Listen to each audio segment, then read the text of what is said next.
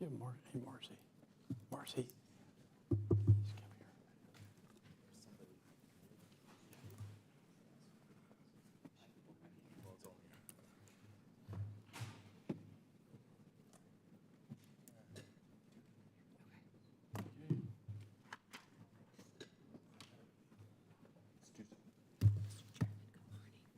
Hey, good morning. Thanks for being here.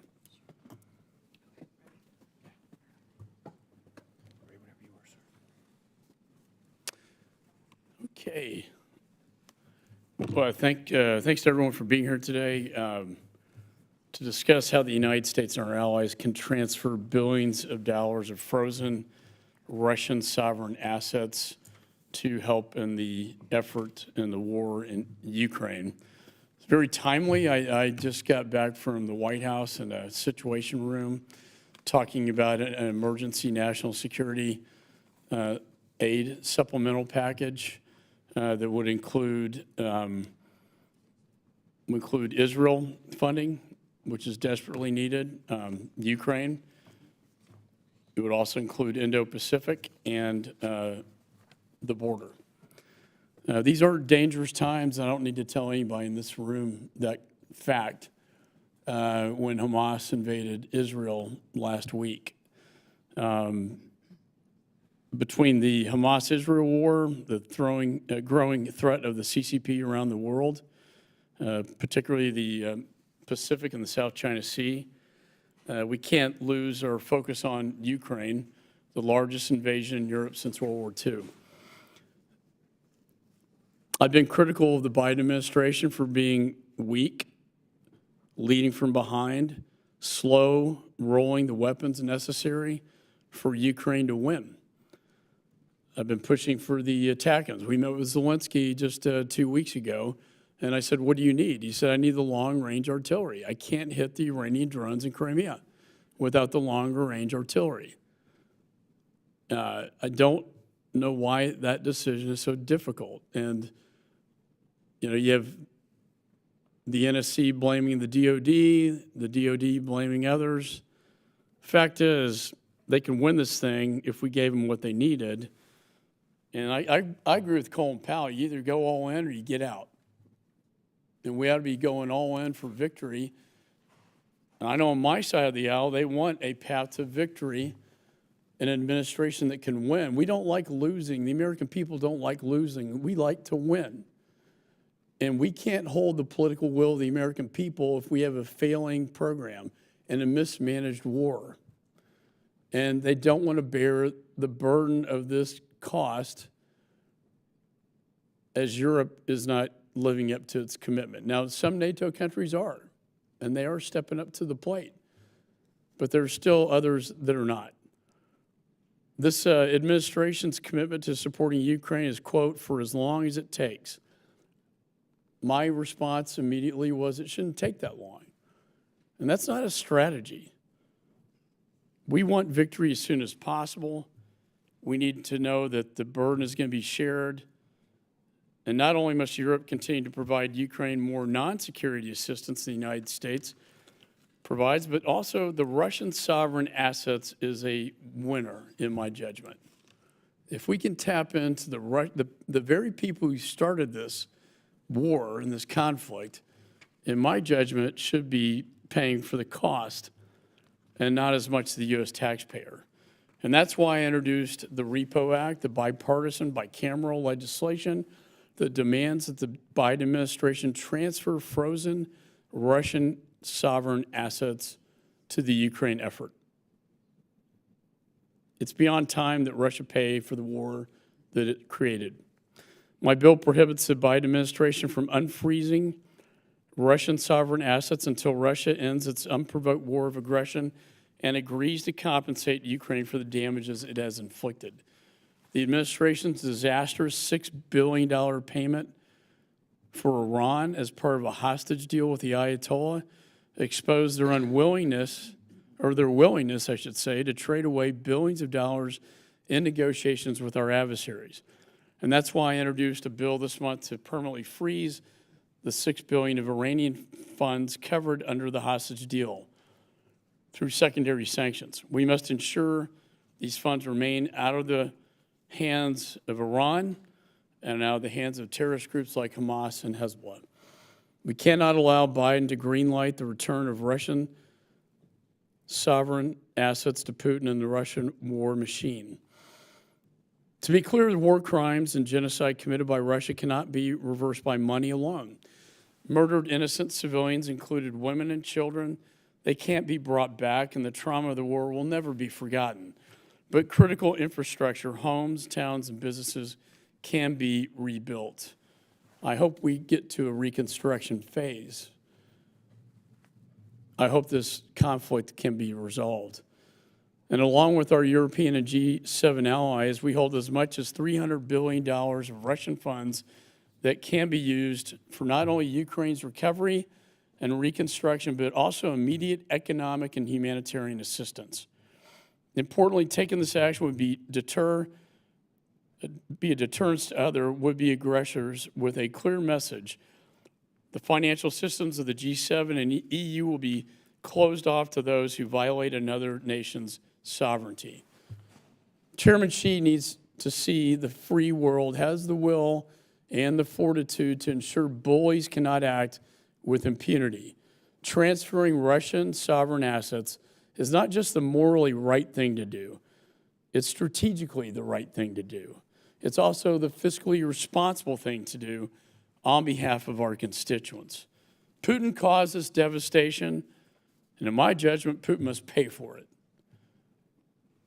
That's what this bill is all about. I want to thank the members for being here on this very important topic. As if we ever get a speaker back in the chair, this is going to be one of the first items on the agenda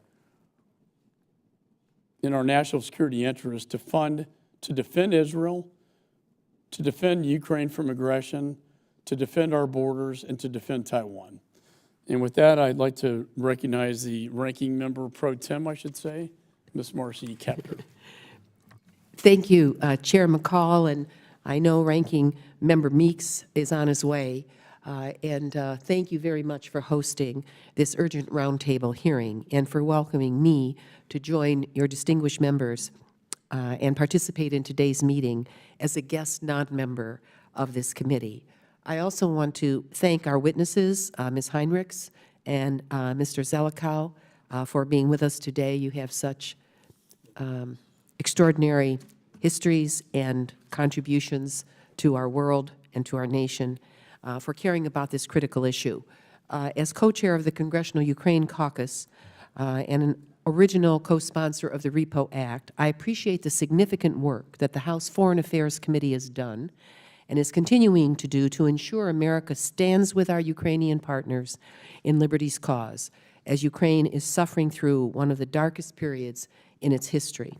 Only together will we prevail against Putin's evil, unprovoked aggression across Ukraine's sovereign borders. We must be clear, responsibility for this senseless and brutal war being waged against Ukraine lies with Vladimir Putin alone and his corrupted Russian state apparatus. Therefore, it must be Russia that shoulders responsibility for rebuilding Ukraine in the aftermath. The spirit and determination of the Ukrainian people remains unbroken. However, the dams, hospitals, schools, courts of law, farmlands, universities, neighborhoods, which have been decimated by Russian tanks, mines, bombs, drones, will require time and significant resources to emerge from the ashes. The Biden administration, with the strong bipartisan support of Congress and this committee, has taken many steps to hold those who are accountable for this destructive conflict financially accountable for their crimes. These actions have included unprecedented sanctions against the Russian state, targeted sanctions against the most powerful individuals who are enabling Putin's war, and the freezing of Russian individuals and state financial assets in the United States. Through American leadership, we have successfully, and I might say bipartisan, we have successfully rallied our allies across Europe to take similar actions, but more must be done, and that's why we're here today. It's time to ensure the administration has the undisputed authority to seize the frozen Russian state assets so that they can be repurposed for Ukraine, and that there is an international framework through which we can work with our allies to achieve this goal together. I was proud to work with Chair McCaul and thank him for his leadership, and fellow original co-sponsors in the House, as well as Senators Risch and Whitehouse, to introduce the Rebuilding Economic Prosperity and Opportunity for Ukraine Act, REPO, which will ensure Russia bears the cost of returning Ukraine to her full glory while guaranteeing that the Ukrainian people can truly prosper in their hard-fought struggle for liberty.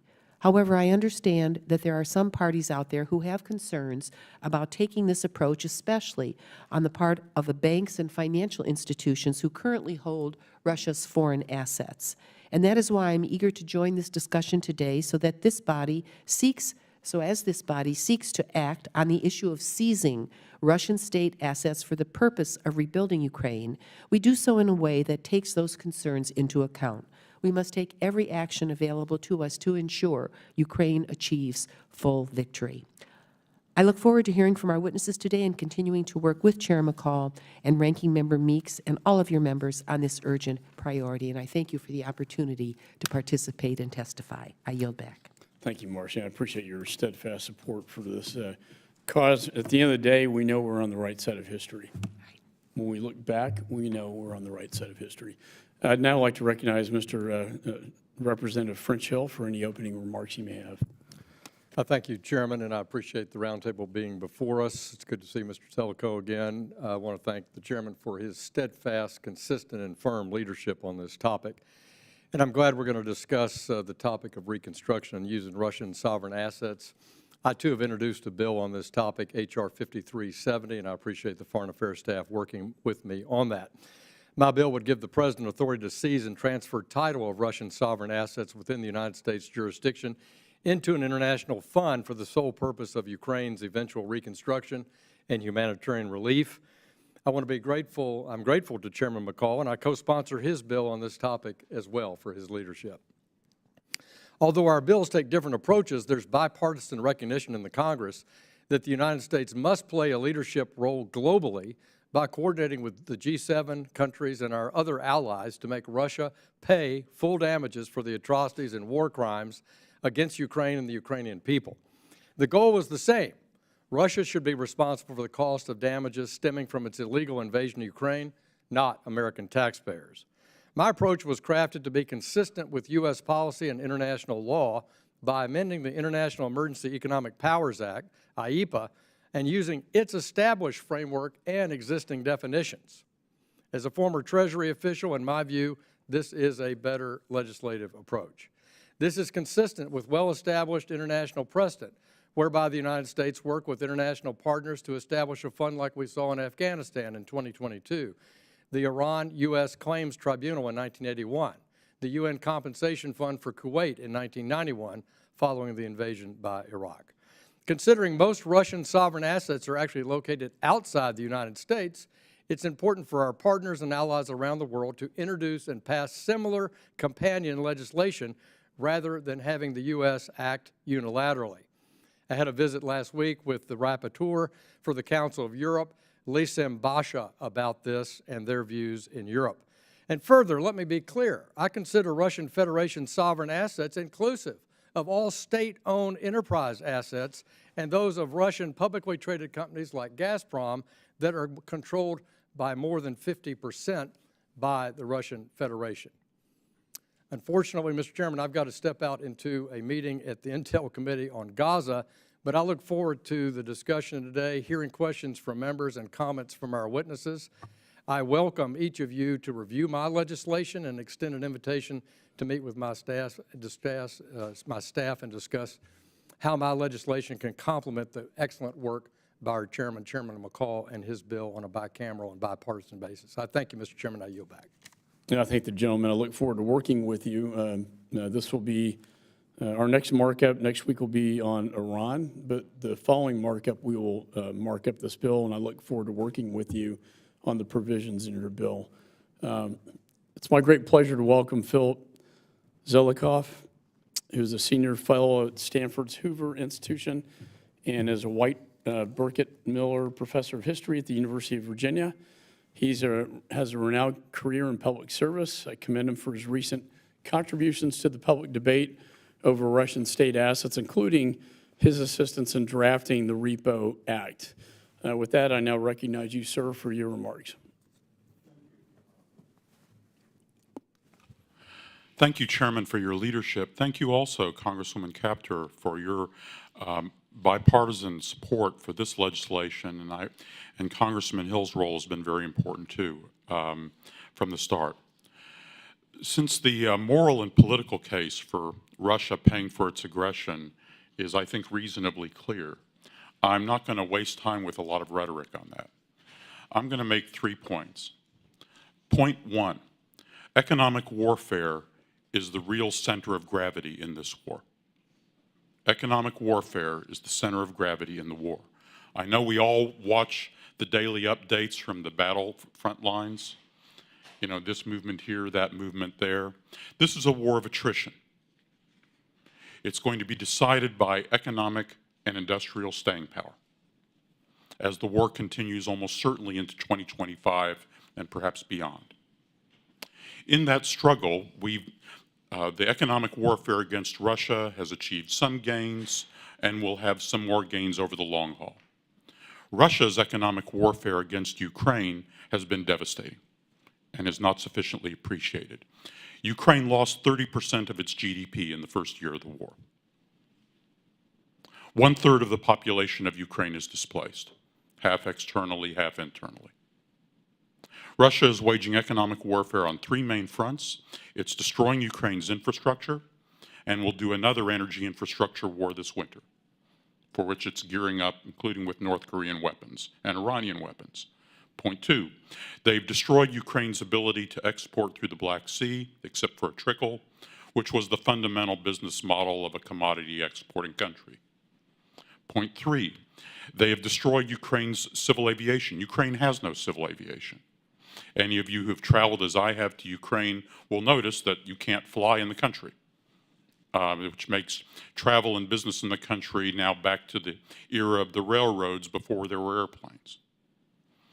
So the Russian economic warfare against Ukraine is devastating, and as time passes, this is going to have deep effects on the ability of Ukraine's economy and society to hold together, which will play out politically. So point 1, economic warfare is the true center of gravity in the war. 2, the Russian assets are the key strategy to change the outcome. The Russian assets are key. The Russian assets are at least $280 billion. $280 billion. Now, even in our debased day and age, that's a lot of money. It's a lot of money in the context of the Ukrainian economy.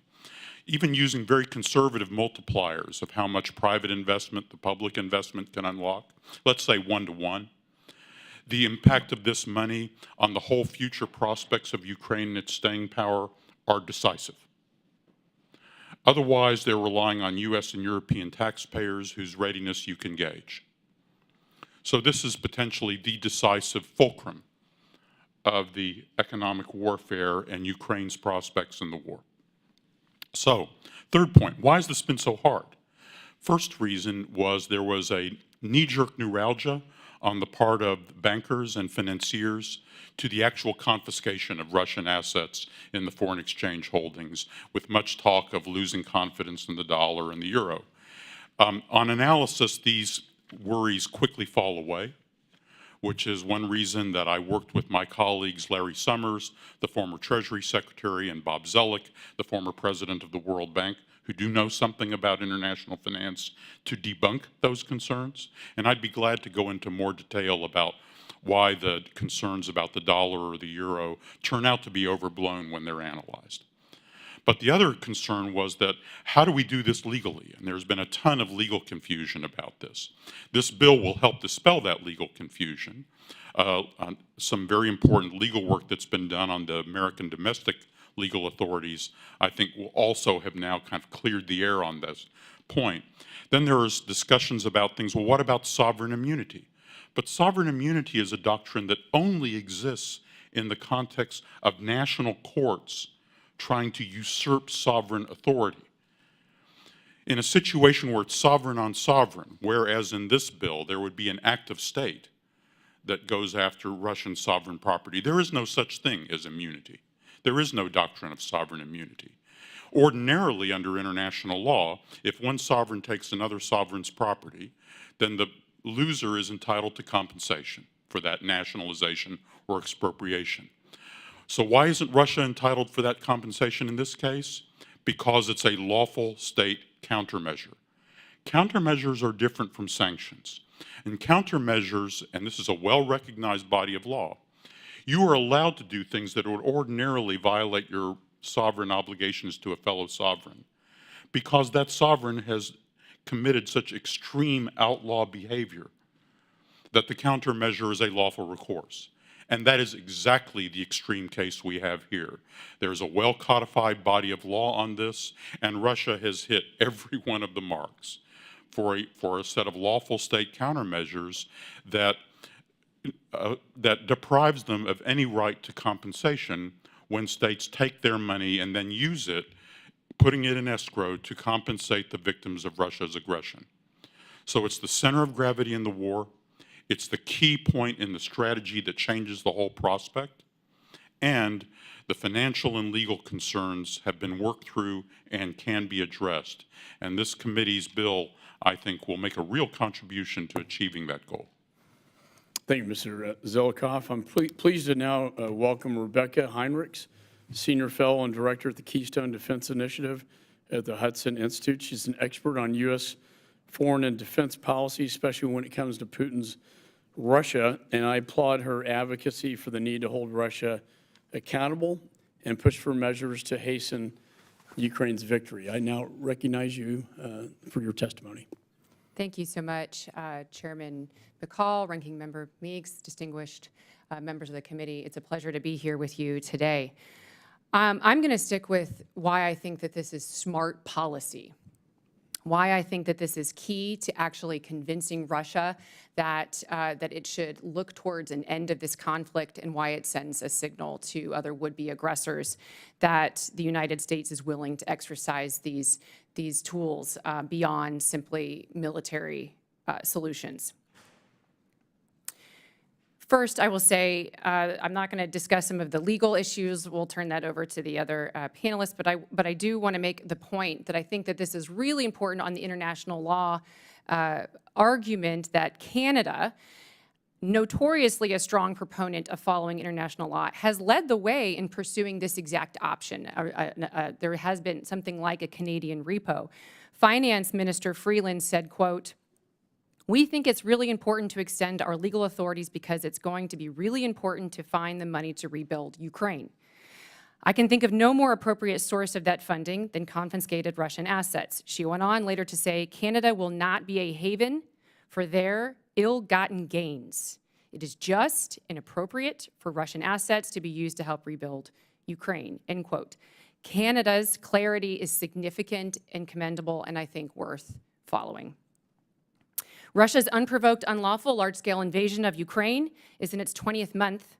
It is the largest ground war in Europe since the Second World War, following the inception of the U.S.-led order that we established with our allies, based on the principles of rule of law, peaceful resolution of conflict, respect for territorial sovereignty and integrity. This was a war of Russia's choosing. It was not provoked. It chose this war. It has come at enormous cost to the Ukrainian people. Ukraine's Office of the Prosecutor General has recorded over 100,000 potential war crimes committed by Russian forces. Russia has engaged in mass abduction of children. Tens of thousands of Ukrainian children have been kidnapped and relocated to Russia by the invaders. There's evidence of Russian forces shooting civilians very intentionally. The invading forces went on a murderous rampage in Bucha, killing more than 400 civilians. This is a war on Ukrainian society, not just the Ukrainian military. Initially, the Kremlin sought to break apart the NATO alliance, weaken it, and divide NATO. It failed, and instead, NATO welcomed new member Finland in April and will soon welcome Sweden as the alliance's 32nd member. Though Putin was unable to immediately divide the alliance, Russia now believes it can outlast democratic capitals, seeing the high price tags not only for the war effort, but Ukraine's economy and society. Putin hopes democratic countries tire of arming Ukraine and to force Kyiv to concede territory to Russia to end the war. So for U.S. interests in European security, it would be a mistake for democratic countries to begin showing that we are flagging in support. Ukraine has succeeded in retaking significant territory and has degraded Russia's conventional military. According to credible public reporting, Ukraine has destroyed more than 1,500 tanks, more than 600 armored fighting vehicles, more than almost 2,000 infantry fighting vehicles, 216 multiple rocket launchers. I could go on. Most recent reporting in the last 48 hours is that using American-made weapon systems, ATACMS, which the chairman mentioned that this body has been pressing the administration to release to Ukraine from the beginning of the war, that Ukraine was able to successfully use those to attack and destroy 9 Russian military helicopters, an air defense system, an ammunition depot at 2 airfields in occupied territory. I would also just want to foot stomp something that the chairman said about the IRGC operating in Crimea and training Russia on their drones. And so as the Congress does consider providing necessary aid to Israel in its war against Iranian-backed Hamas in Gaza, to understand that to go after the Iranian war machine, you can do that by destroying Hamas and also by equipping Ukraine to go after those IRGC soldiers who are aiding the Russian forces in attacking Ukraine. So Ukraine does continue to make significant military gains in defense of its country and to restore its territory. And the United States directly benefits from Ukraine's battlefield successes as Russia remains a top-tier adversary of the United States. These are the weapons that Americans made and designed specifically to go after the kinds of things that the Ukrainians are destroying in the Russian military. But Putin believes Russia will only need to absorb this high cost until the West grows weary. In conclusion, I'm just going to wrap up 2 things in this repo bill that I think are very significant and worth supporting. One is the point that we've already discussed, empowering and authorizing the Secretary of State to access these frozen funds to pay for the Ukrainian society. That is something that will have a deterrent effect to other would-be aggressors, China in particular, which many people have suggested that because of the United States' economic interdependency with the Chinese economy, that it would be very difficult to deter the Chinese. I think this sends a very significant signal that the United States will exercise all tools, including economic, to inflict a high cost if China were to do something like, for instance, invade Taiwan. But the other piece of this, which I think is really important, is the provision that Section 103, the prohibition on the release of blocked Russian sovereign assets. Russia should not be permitted to have access to these funds until these following criteria are met. At no point should Russia enjoy the use of these funds again while Ukraine is left with rebuilding its society. The fundamental question is, at the end of this war, who is going to pay for Ukrainian society to be rebuilt? It should not be the American people primarily. It should not be European capitals. It should be the perpetrators of the crime. That's the Russian Federation. And with that, Chairman, I'll end my remarks. Thank you so much, both of you, for your remarks. And yeah, I think this really boils down to fairness and justice. You know, my good friend Mr. Meeks was a state prosecutor. I was a federal prosecutor. We know what that means. And who should be paying for this? The perpetrator, not the victims. And I want to ask you a couple of questions. The EU has a plan just to tax frozen assets and send those proceeds to Ukraine. Our Treasury Secretary, Ms. Yellen, recently claimed that transferring sovereign assets to Ukraine was not legal. Do you agree with that? And if not, what is your opinion from a legal standpoint? I think Secretary Yellen has now revised her view of this matter, having had a chance to be informed by some of the legal work that's been done since she first made that impromptu remark. Mm-hmm. There is the legal authority both under domestic law and international law, and the bill this committee is considering would both reaffirm and consolidate and elaborate that authority. So legally, this can be done. On the issue, though, of the EU's measures, what the EU came up with in May was the idea, they were encountering a lot of resistance to actually taking the Russian money. So they said, well, can we come up with something, since a lot of these securities have now matured and are in cash, and Euroclear, mainly, the clearinghouse in Brussels, is now managing the cash on behalf of Russia can't manage it because Russia is no longer able to manage it. So can we do something with the interest? And that, by the way, the EU couldn't get that through in June. Ursula von der Leyen couldn't get that adopted over principally French and German opposition at the time. So they're talking about just taking this interest. As a legal matter, if you have the legal right to take the interest, you have the legal right to take the principal. This was a cosmetic idea trying to overcome the opposition they had there. It's kind of a situation where, as one of my colleagues in this effort, Larry Tribe, has put it, is, well, instead of crossing the Rubicon, they're kind of wading in.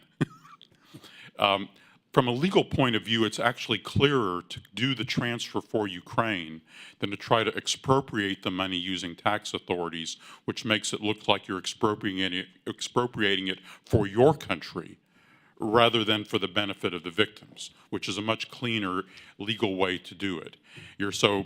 They ended up, for political reasons, with a half measure that takes only a tiny fraction of what they should and does so in ways that are actually legally awkward. I understand why they are where they are, but as they process this, I think they're just going to have to step up to going ahead and crossing the Rubicon.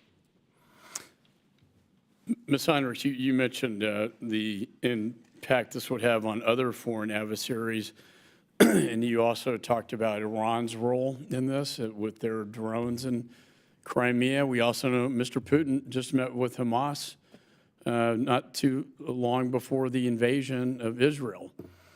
This alliance is very clear. It's Russia, China, and the Ayatollah.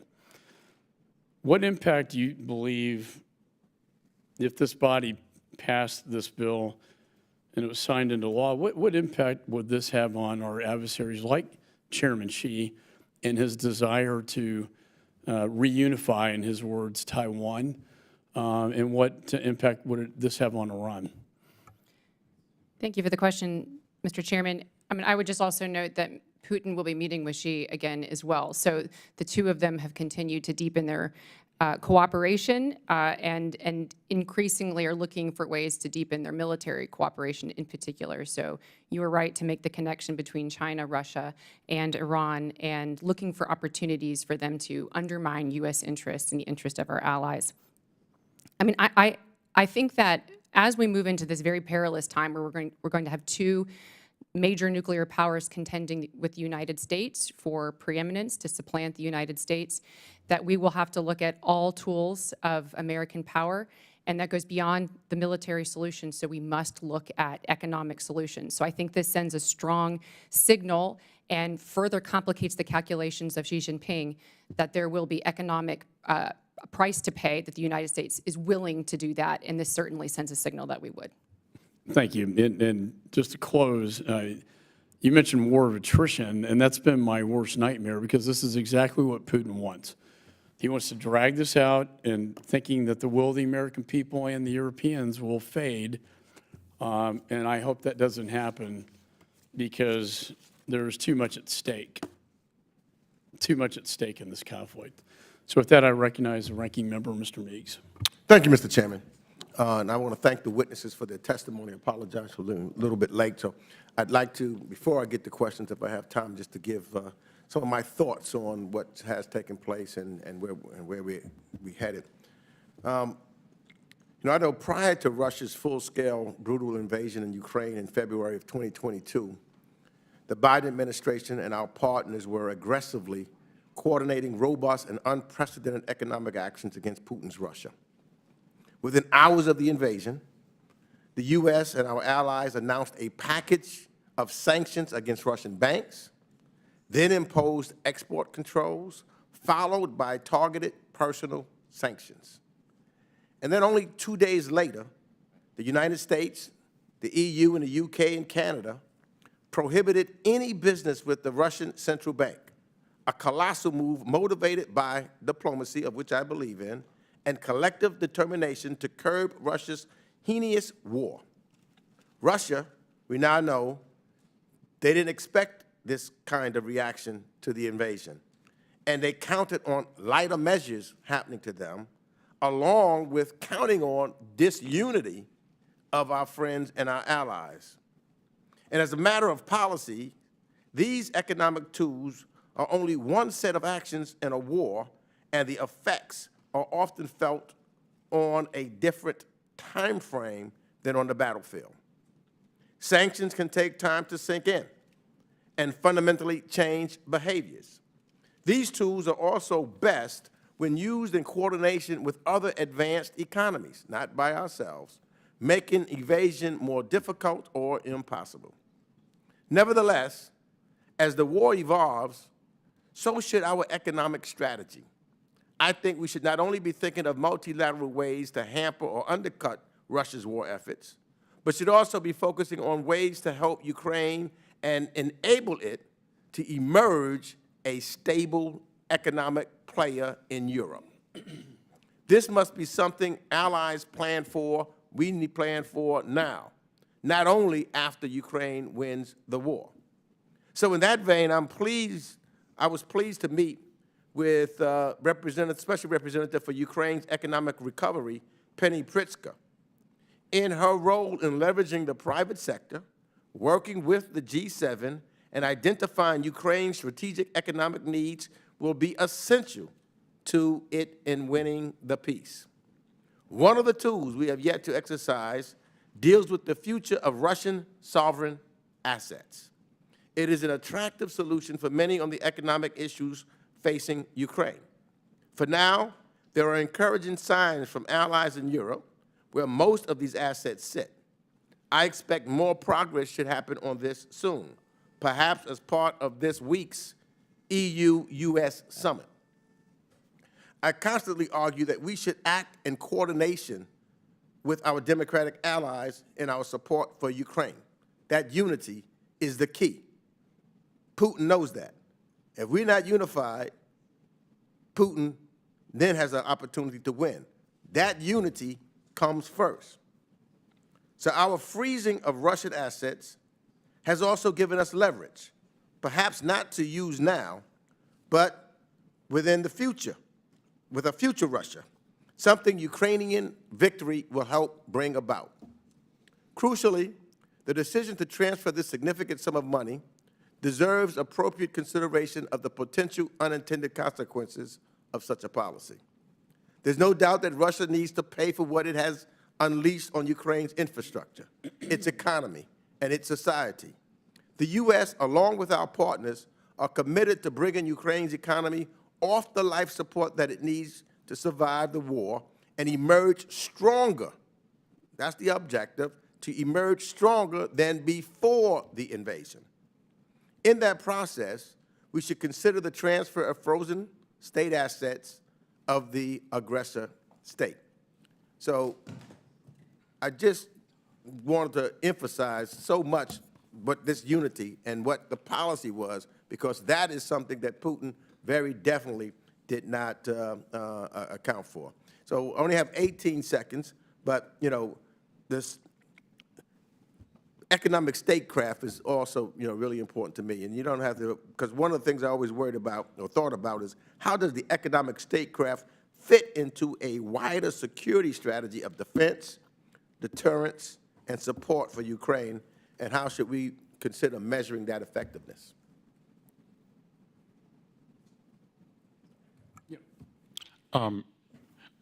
Representative Meeks, that's actually a great way to approach the problem, because the whole argument that I made in an article with Summers and Zelikow in Foreign Affairs is that actually this is a strategy for victory.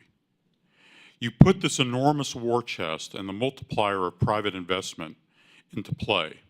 And what you can envision is a whole new European recovery program anchored on the rebuilding of Ukraine that not only saves Ukraine, revitalizes it, but links it to the EU accession process to the enlargement of the European Union, and in other words, to the victory of the whole cause of freedom, in a way almost regardless of where the final battle line ends up being in Ukraine.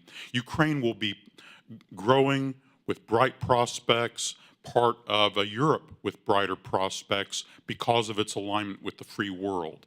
That's the kind of strategy that these resources can anchor. And that's why this vision, this positive vision, is so important to articulate. The other thing I just stress, sir, because you emphasized the working with allies in this economic context, is when people worry about the significance of this in foreign exchange, I ask them to just remember two numbers, 93 and 3. 93 and 3. If you look at the percentage of foreign exchange holdings held in the world today, 60% United States, 23% euro, 6 yen, 4 sterling. That's 93. Percentage of foreign exchange holdings in Chinese renminbi, 3. And the Chinese are really encouraged that it's gone up from 2.5 to 3 in recent years. So when you look at 93 to 3, that's what you get when we work with our allies in a concerted economic strategy. We can move on the Russian assets, and there's really no choice except to stick with the currencies of the free world because they're still the only basis for being a participant in the world economy. Very briefly, yeah. Sure. Congressman, if I just might, I'd say it's also very important, though, to keep in mind that it is critical that Ukraine win on the battlefield. And so, although I appreciate your remarks that this administration has committed to Ukraine's defense, it has been quite slow in providing a lot of these arms. It also has left quite a few of economic sanctions on the table, and this is another example that the administration so far has been unwilling to go this route. Time and again, it's been Congress that has pressured the administration to go more, to push more, to not be so afraid of escalation or Russian retaliation because we need Ukraine to prevail. And so I just want to make the point that this is another example of Congress coming along and pushing the administration to provide that economic backstop, even as you pressure the administration to continue to provide the arms that Ukraine needs to win on the battlefield. Thank you. I agree, agree with that assessment. We have a vote on the floor at 11 o'clock, so I'm going to limit each member to 3 minutes so we can hopefully get to as many as we can. Mr. Huizenga. Well, thank you, and I was actually going to give some of my time for you to explain a little more and unpack that about the fungibility. Basically, that's your point, correct? Is how do we utilize this? One quick question. This is kind of a specific, and this might be more to the chairman. Is the sole discretion of this, and maybe you can speak to what's happening both in Europe and in Canada. Is this at the discretion of the Secretary of State as to where and how this would be released? Sorry, Mr. Chairman, and we can have this conversation offline. I'm just curious. Maybe I'll rephrase the question. Where are you seeing it, both in the Canadian model and any of the other discussions that are happening and have been utilized previously? Who actually has the authority then to one, take possession of it, because as you point out, if you've got the legal right to the interest, you got the legal right to the principal. Who has that, is granted that authority, and then who is granted the authority to distribute that? So the theory is that the national governments can transfer into any of the Russian state assets in their jurisdiction into escrow accounts for the benefit of the victims as a state countermeasure to Russia's aggression. So the way that would work is under the president's IEPA authority, he could transfer all this, and there are precedents for this. He can transfer this into an escrow account held in the States and then an international escrow account with this limited purpose of compensating the victims of Russian aggression.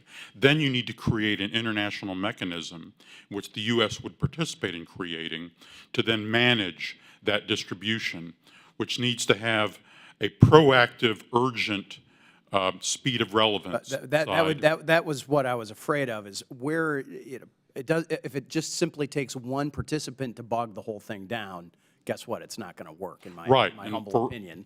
which is, by the way, one reason why. And when they're debating this in the EU, some people say, well, we should have a new EU directive to govern this, but under our common foreign and security policy. But one member, like Hungary, for example, could botch that. Yeah. So if you create something perhaps managed by the G7 Donors Coordination Platform, that is a relatively supple instrument in which the United States could play a part. One thing that you've done in the bill you've drafted, Mr. Chairman and Congresswoman Capter, is you're creating mechanisms in which Congress gets insight and some oversight into how the United States participates in that process and what the mechanism does and how the money is spent, which I think is an appropriate role for the Congress. But there are precedents for how to do this, but the design of this international mechanism I'm discussing, that's both policy-driven but also has a reactive claim side, but can have some conditionality on reform and the EU accession process, that's a heavy lift. That's building that mechanism. It will be the biggest job since we built the Economic Cooperation Administration to run Marshall Plan aid 70 years ago. That serious work has not yet really begun because we're just working on the preliminary phase of mobilizing and using this money. And Mr. Chairman, I know the time's expired, but I was glad to see Arthur Vandenberg from Michigan was part of creating the Marshall Plan. But there was a lot of lessons to learn from World War I and how that reconstruction had happened. And I want to make sure that we are not going back to some of those mistakes as to how we have those responsible for this war paying for the damages that were done there. So with that, I yield back. Gentleman yields. Mr. Liu is recognized. Thank you, Chairman McCaul and Ranking Member Meeks, for holding this hearing today, and thank you, witnesses, for being here. I want to first follow up on what Chairman McCaul said about the Army Tactical Missile System. In June of this year, Chairman McCaul and Congress members Kane and Keating and Golden and Wilson and I introduced a resolution calling for ATACMS to be immediately transferred to Ukraine. I'm pleased that the administration has done so, and as Ms. Heinrichs noted, ATACMS were used to destroy 9 Russian helicopters, which, if correct, would be the worst one-day loss for the Russian Air Force in Russian history. I have questions now about the Repo Act. I am a co-author. I agree with the sentiments of the witnesses today. So my first question is, do you believe the administration, even without this bill, has authority right now to transfer the frozen Russian assets to Ukraine? Yes, it does. It has it under the existing IEPA authorities that the President has already invoked. And the Renewed Democracy Initiative has put out a really extensive legal brief that goes into great detail about this. And I think actually the administration's lawyers are coming around to the view that, yes, they do have the authority under existing law. What the Repo Act does is, one, it reaffirms that, but two, it makes Congress a partner in this with regulation and oversight that's an appropriate congressional role. So by both reaffirming the authority and getting Congress to join the executive in doing this together, I think it makes it a truly national effort with an appropriate congressional part. How would you respond to critics who say this would make it harder for other folks in the future to want to invest in the United States? I think, by the way, you can look at the numbers. After we froze Russian assets, everybody understood the political risks that might be involved with putting their money into dollar holdings. The Chinese called in all their bankers and asked them, do we have any other options? That happened last year. And you can just simply track what's happened in the international financial markets and see how folks have now priced in that political risk. But the result is still a very strong demand and interest in the dollar. But here again, to come back to Congressman Meeks' point, by working with the euro and the yen and sterling, we give them no place to go. If they want to participate in the world economy, then they're just going to have to invest in assets like that. Go ahead. Congressman, I will say, agree with what was just said, but the other thing that's very interesting and good in the repo bill that is different is this provision, Section 103, that would prohibit the release of blocked Russian sovereign assets. I think that's an incredibly important element of this bill. So that it removes the temptation possibly for any kind of sweetener for the Russians to have access to these funds and leave Ukraine in a lurch whenever they have to rebuild their society. So that's a very important part of the bill. Thank you. I yield back. Gentleman yields. Mr. Moran is recognized. Thank you, Mr. Chairman. So let me just tailor off what you just said, Ms. Heinrichs. When you were talking about the best use of these funds, why would it be better to transfer these assets for Ukraine's direct benefit than to use them for leverage in negotiations and ending this conflict at some point? Congress, it comes back down to the fundamental question at the end, who's going to foot the bill for rebuilding Ukrainian society? Somebody's going to have to do it. It should not be the American people primarily. They're footing a pretty significant bill, I think, that benefits American industry and benefits our own military.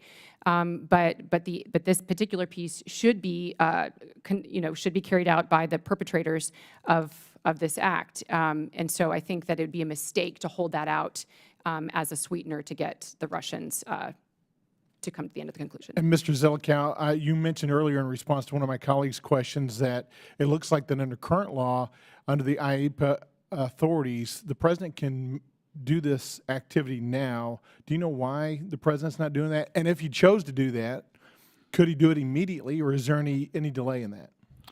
They could act immediately. They've delayed a long time, partly, to be very blunt, because I've been talking to a lot of people about this. They had very deep interagency disagreements inside the administration over how to proceed. And they found their bandwidth was totally overwhelmed by other Ukrainian-related concerns, and they didn't give this heavy attention until fairly recently. And now that they have given it sustained attention, I think the president has actually settled at a fundamental level those interagency disputes, and they are now moving forward to try to find a way to make this work. I think the point you raised a minute ago about, gee, do we want to hold this back as leverage, was one factor in the back of the minds of some people. I think as the war has continued on through this year, I think hopes of a quick settlement of the war somehow have dissipated. I think they realize that they're in it for, this is going to be a long war. Everyone that sobering realization has kind of sunk in. And also, from a legal point of view, if you want to, you could credit the Russians in any peace negotiation. You basically say this is a credit against your liability for rebuilding Ukraine. And I want to come back to Ms. Heinrichs just for a follow-up on that before we run out of time. So there's some reservations also with our European partners in undertaking this activity as well. Can you talk a little bit about the reservations and what the U.S. needs to be doing to put pressure on the Europeans to agree to this type of activity? Well, I think one of the most powerful things the United States can do to convince the European allies to do it is to follow the lead of the Canadians and pass this bill ourselves, and that would demonstrate that we are really serious about it and that we have a strong stake in doing this, and that would encourage others to do the same. The other last piece, sir, I think it's also just really important to steward the American taxpayers well, and that gives them confidence that they can continue to support the war effort, and that's the other really important piece of this bill, is it assures the American people. Thank you both. I yield back. Thank you, Mr. Chairman. Gentleman yields. Chair recognizes Ms. Dean. Thank you, Mr. Chairman. Thanks for having this roundtable, and thanks to both of the professors for coming today. And there's so much more I'm certain we can learn from you. Hope it's not in a truncated version again, so I'll speak as quickly as possible in thanking you. Mr. Zelikow, you framed it very well. Economic warfare is the center of gravity. You also talked about the process of taking control of Russian assets. Can you talk more about the timing? And I'm thinking of it in a few ways. As a member of the Foreign Affairs Committee, we have been to many European nations. To a nation, they say the United States is the indispensable partner here, and they say that with all humility, not blowing smoke. We visited The Hague and sat with lead prosecutor Khan, and everyone is talking about waiting us out, not just waiting out Congress's support, but waiting out the outcome of the next election. They asked us specifically about that. Mr. Putin is clearly waiting for the outcome of the next election in hopes that it will not be re-election of Joe Biden, who has, I'm really proud, and there he is in Israel right now. Timing. How does this work? And how do we make sure, you already said it's going to be into 2025.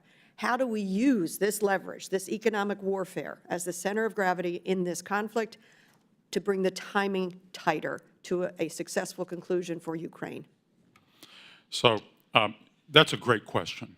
And this is why action on this issue is so urgent now. Because the operational timeline to stand this up on a massive multi-hundred billion dollar scale is if we move on this in the next couple of months and mobilize the money, we could get an enormous operation up and running with a relatively secure source of funding by next year. If we get that up and running by the middle of next year, we then insulate ourselves to some extent against the kind of electoral risk to which you gently alluded. Thank you. Did you want to add to that, please?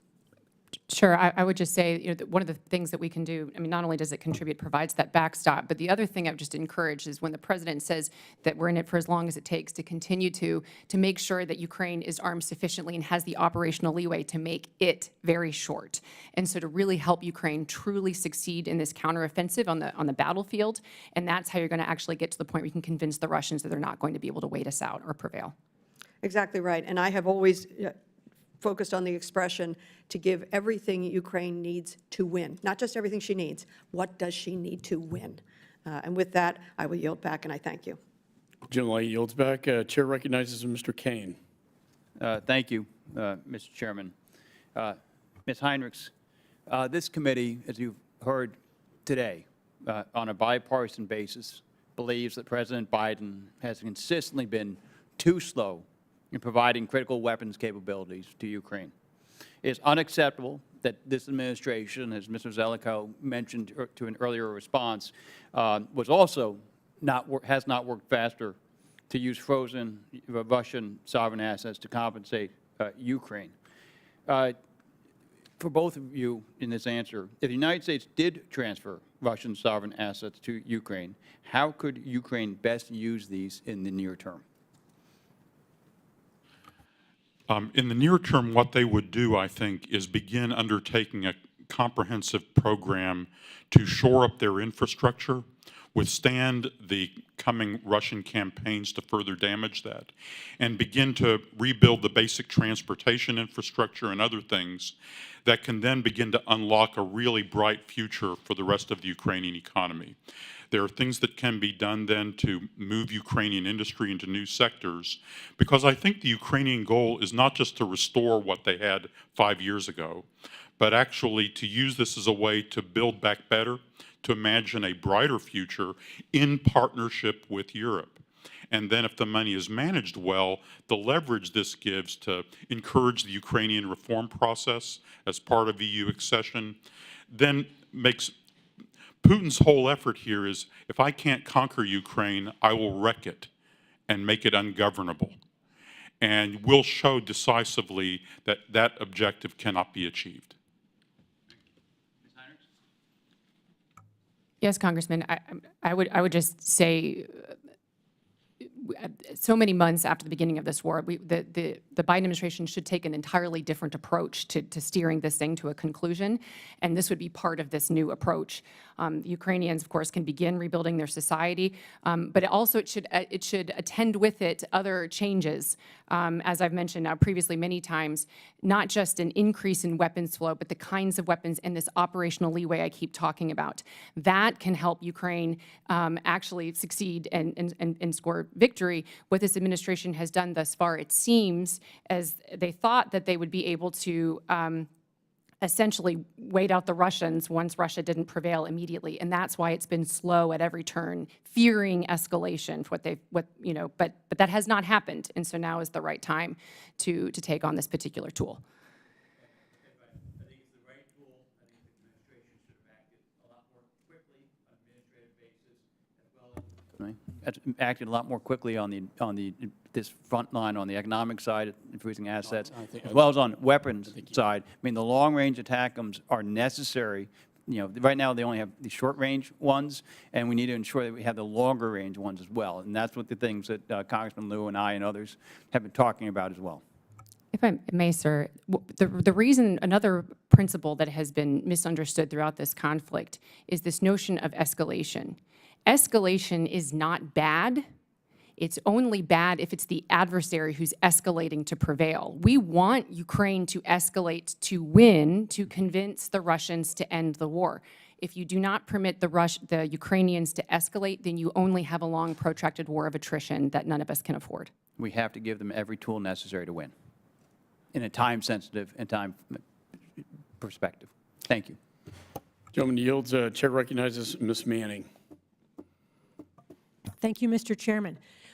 I fully support doing everything necessary to support Ukraine and to make sure that Ukraine wins this war and that Putin and the Russians pay the price of their appalling war of aggression against a sovereign nation.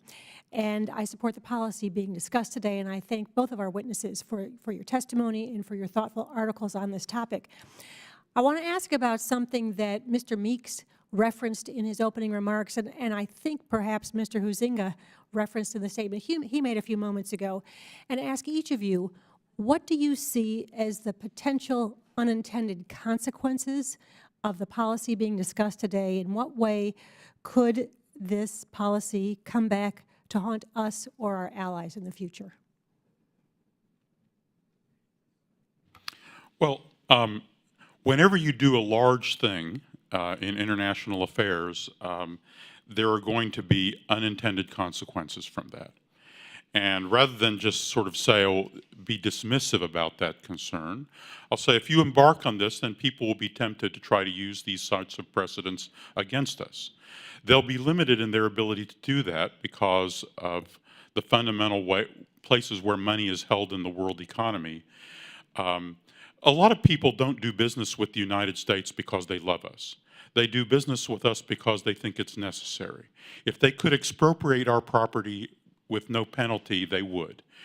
Venezuela tried that. Most of the world doesn't want to follow Venezuela's example. So yes, there are some potential unintended consequences of people trying to use this or use this precedent. But one reason we've tried to set this under international law is let's use the standards of international law to govern this countermeasure. International law allows these countermeasures, but it says you can only do this if the target country's outlaw behavior is extreme. And there's a standard for that. It turns out Russia totally meets that standard. This is the most extreme case of international aggression since the Second World War, bigger than Korea, bigger than Kuwait. But by setting that kind of standard, it makes that slippery slope a little less slippery. Thank you. Ms. Heinrichs? I would just agree with what was just said, and I as I sit here, I keep thinking about how not actually moving forward in this way could have the unintended effect of undermining the principles on which international law is meant to defend territorial integrity and the sovereignty of nations. And so I see far more benefit and very concerning, in fact, if we don't actually pursue this path. Thank you. Thank you, Mr. Chairman. I yield back. Generally yields. Mr. Stanton's recognized. If Mr. Stanton, I think we're done. or do you wish to? Okay. Otherwise, we have to get to the floor soon. Just a very small question. There are some concerns that if we were to transfer these assets, use it for the benefit of the Ukrainian war, there would be an impact on the U.S. dollar. Just get your thoughts on that. Yeah, that's why we got in some of the best people we could on international finance, just do the analysis on that. It turns out because the overwhelming, the 93-3, because 93% of the foreign exchange holdings are held in G7 countries and only 3% in renminbi. Running to the renminbi because they're worried about the dollar is something people would do if they wanted to do it already. They've already priced in the political risk of dollar holdings after they've seen what we've done. And you can see their asset allocations now. The dollar is involved in 88% of all foreign commercial transactions on one side of the transaction or another. So it's hard to run away from it, especially if the euro, yen, and sterling are in there with you. There's really kind of no place to go if you want to participate in the international economy. Working with Larry Summers, the former Treasury Secretary, with Bob Zelikow, with Brad Setzer, who studies international finance, we ran some numbers about worst case scenarios and so on. And we think that that concern, which sounds good as a soundbite, it turns out on analysis, it fades away. Ms. Heinrichs, any comment on that, the dollar issue? Sounds like a suggestion is it's better to work with the Eurozone, though, and not the U.S. go it alone on this issue? Absolutely, and vice versa. So Christine Lagarde at the European Central Bank has said that they've been afraid to move because they don't want the euro exposed, of course, unless they're with the dollar. One of the interesting things here is the U.S. only holds a fraction of the relevant Russian money, because the Russians tried to get their money out of our jurisdiction. But when you go to Europe and ask them what's holding them up, they all say we're waiting for the American lead. So even though we may only hold a fraction of the money, we hold a lot more than a fraction of the relevant clout. And, but we need to go together, exactly as you imply. Thank you very much. I yield back, Mr. Chairman. That's a great point to close on. And I want to thank both of you for being here today. Thanks for your help on the bill. I look forward to marking it up out of committee and passing it. It's been a great service to not only this committee, but to the nation. And I look forward to further discussions with you. Thanks so much.